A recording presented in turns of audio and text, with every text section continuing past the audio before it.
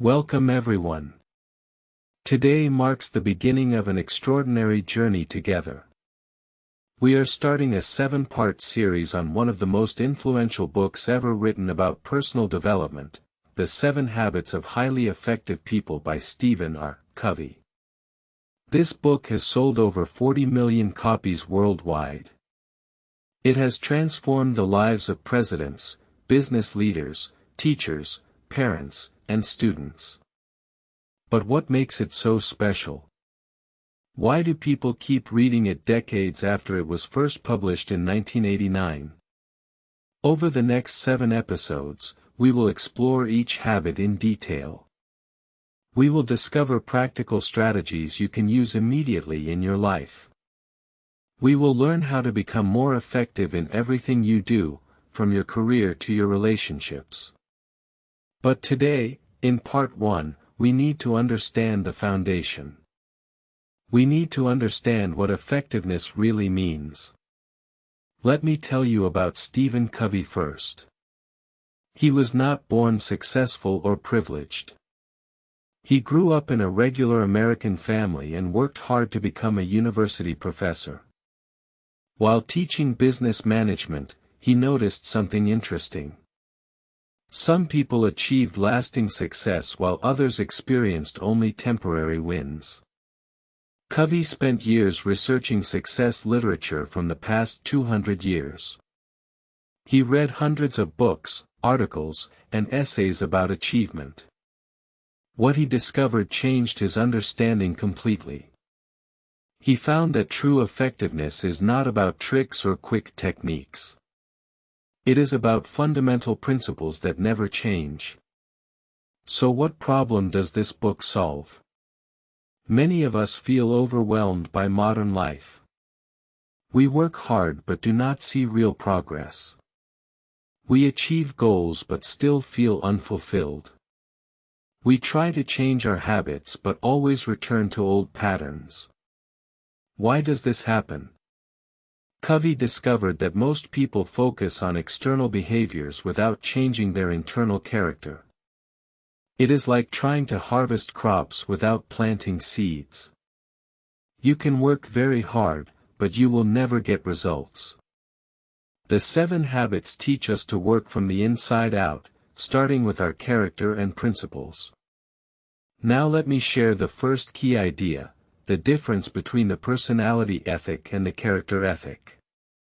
This distinction is absolutely crucial to understanding everything else in the book. Covey explains that for the first 150 years of American history, success literature focused on the character ethic. This meant developing qualities like integrity, humility, courage, justice, patience, and hard work. But around the 1920s, something changed dramatically. Success literature shifted to what Covey calls the personality ethic. This focuses on public image, attitudes, behaviors, skills, and techniques. It is about appearing successful rather than being successful. Think about modern advice like, fake it until you make it, or always smile and be positive. These are personality ethic approaches. Why does Covey believe the character ethic is superior? He gives a powerful personal example from his own life. His son was struggling in school, both academically and socially. Covey and his wife tried everything from the personality ethic toolbox. They encouraged him, used positive thinking, and compared him to his successful older brother to motivate him. Nothing worked. In fact, their son felt worse. Then Covey and his wife realized something profound. They were seeing their son through a lens of comparison and social expectation. They were not seeing his true value and potential. They were trying to change his personality without addressing their own character flaws. So they changed their approach completely. They stopped comparing him to others. They started appreciating his unique qualities and talents. They worked on their own patience and unconditional love. Gradually, their son began to flourish. He developed confidence naturally because he felt genuinely valued. This story illustrates why character must come before personality. If your foundation is weak, no amount of positive thinking or clever techniques will create lasting success. You might achieve short-term wins, but you will eventually fail when facing serious challenges. The second key idea is the concept of paradigms and paradigm shifts. A paradigm is simply how you see the world, your perspective or frame of reference. Covey argues that our paradigms are often incomplete or incorrect, and they determine our attitudes and behaviors. He shares a memorable story that happened to him on a New York subway. It was a quiet Sunday morning, and people were reading newspapers or resting peacefully. Then a man and his children entered the train. The children immediately became loud and wild, running around and bothering passengers. The father sat down next to Covey and did nothing. He just closed his eyes, completely ignoring his children's terrible behavior. Covey felt increasingly irritated. How could this man be so irresponsible and inconsiderate? Finally, Covey turned to him and said firmly, "Sir, your children are disturbing everyone. Could you please control them?" The man looked up as if awakening from a deep sleep. He said softly, "Oh, you're right. I'm sorry. We just came from the hospital where their mother died about an hour ago. I don't know what to think, and I guess they don't know how to handle it either." In that instant, Covey's entire perspective changed. His irritation disappeared completely, replaced by compassion and sympathy. His paradigm shifted. He suddenly saw the same situation in a completely different way. He now wanted to help instead of criticize. Why does Covey share this story? Because it demonstrates that our paradigms shape our reality. When Covey's paradigm was inconsiderate father, he felt angry and judgmental. When his paradigm shifted to grieving family, he felt compassionate and understanding. The external situation had not changed, only his internal perspective. This is crucial for effectiveness. If your paradigms are incorrect, all your attitudes and behaviors will be built on a faulty foundation. You can learn all the communication techniques in the world, but if you see people as objects to manipulate, you will never build genuine relationships. You must shift your paradigms first. The third key idea is the concept of principles. Covey makes a vital distinction between principles and values. Values are subjective and personal. Different people and cultures have different values. But principles are objective natural laws that govern human effectiveness. Principles are like gravity. You cannot break them, you can only break yourself against them. For example, the principle of fairness is universal. If you consistently treat people unfairly, you will eventually face consequences. You might succeed temporarily through manipulation or deception, but you cannot build lasting success on unfair practices. Covey believes that principles are like compasses that always point to true north. When we align our lives with correct principles, we experience inner peace and external effectiveness. When we violate principles, we experience natural negative consequences, regardless of our intentions or efforts. He gives the example of the law of the harvest in agriculture. You must plant in spring to harvest in fall. You cannot skip steps or cram at the last minute. Imagine a farmer who neglects his fields all summer and then works intensely for 2 weeks before harvest time. Will he succeed? Of course not. Nature operates according to principles that cannot be violated. Yet in social and academic situations, people constantly try to violate principles. Students ignore their studies all semester and then cram before exams. Employees neglect relationships with colleagues all year and then try to be friendly when they need favors. Parents ignore their children during childhood and then wonder why teenagers will not communicate with them. Covey argues that we must respect principles in human relationships just as we respect them in agriculture. There are no shortcuts to genuine effectiveness. You cannot use personality techniques to skip the slow, difficult work of character development. You cannot harvest trust without planting seeds of trustworthiness over time. The fourth key idea is the inside-out approach to change. Most people try to change from the outside in. They want to change their circumstances, other people, or external conditions first. But Covey insists that real change must start inside yourself. He explains this through the concept of the circle of concern and the circle of influence. Your circle of concern includes everything you care about: your health, your children, work problems, national debt, nuclear war, and so on. Your circle of influence is smaller. It contains only things you can actually control or influence. Proactive people focus their energy on their circle of influence. They work on things they can do something about. This positive energy expands their circle of influence over time. Reactive people focus on their circle of concern. They worry about things they cannot control.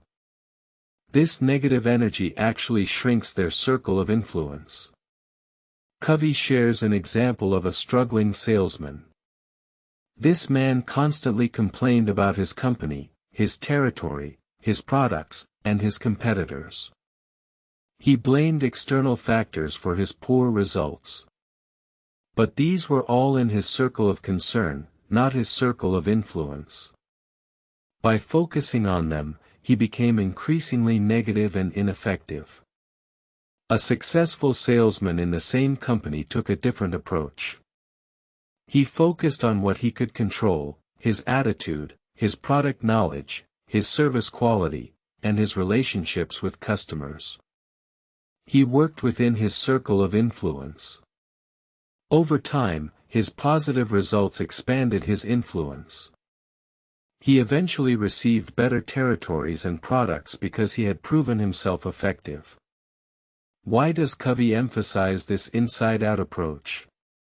Because it gives you power and control over your life. When you focus on changing yourself instead of changing others or circumstances, you stop being a victim. You become an agent of change. You may not control everything that happens to you, but you always control how you respond. This connects directly to the first habit we will explore in the next episode: be proactive. But for now, understand this foundation. Effectiveness begins inside you, with your character, your paradigms, your alignment with principles, and your choice to focus on what you can influence. So what are the practical takeaways from this introduction? How can you apply these ideas starting today? Let me give you 3 actionable steps you can take immediately. First, examine your own paradigms about a current problem in your life. Write down how you currently see the situation. Ask yourself, is my perspective complete and accurate? What assumptions am I making? How might someone else see this situation differently? Could a paradigm shift help me find new solutions? Second, identify one area where you have been focusing on your circle of concern instead of your circle of influence. Maybe you constantly worry about your boss's attitude, the economy, or your spouse's behavior. Choose to redirect that energy towards something you can actually control, like your own skills, attitude, or responses. Third, think about one relationship that matters to you. Have you been trying to use personality ethic techniques like manipulation, flattery, or clever communication tricks? Commit instead to character ethic development. Focus on becoming genuinely trustworthy, patient, and caring. Plant seeds consistently over time rather than looking for quick harvests. This introduction has laid the foundation for everything to come. We have learned that effectiveness is not about techniques or shortcuts. It is about aligning your life with timeless principles. It is about developing character from the inside out. It is about seeing clearly and focusing your energy wisely. In our next episode, we will explore Habit 1, be proactive. We will discover the fundamental principle that separates effective people from ineffective ones. We will learn practical strategies for taking responsibility and expanding your influence. We will see real examples of proactive versus reactive behavior. Then in future episodes, we will cover Habit 2, begin with the end in mind, where you will learn to define your life mission and values. Habit 3, put first things first, where you will master time management and priorities. Habit 4, think win-win, where you will transform your relationships. Habit 5, seek first to understand, then to be understood, where you will learn powerful communication skills. Habit 6, synergize, where you will discover creative cooperation. And finally, Habit 7, sharpen the saw, where you will learn sustainable self-renewal. Remember, these 7 habits build on each other. Each one depends on the habits before it.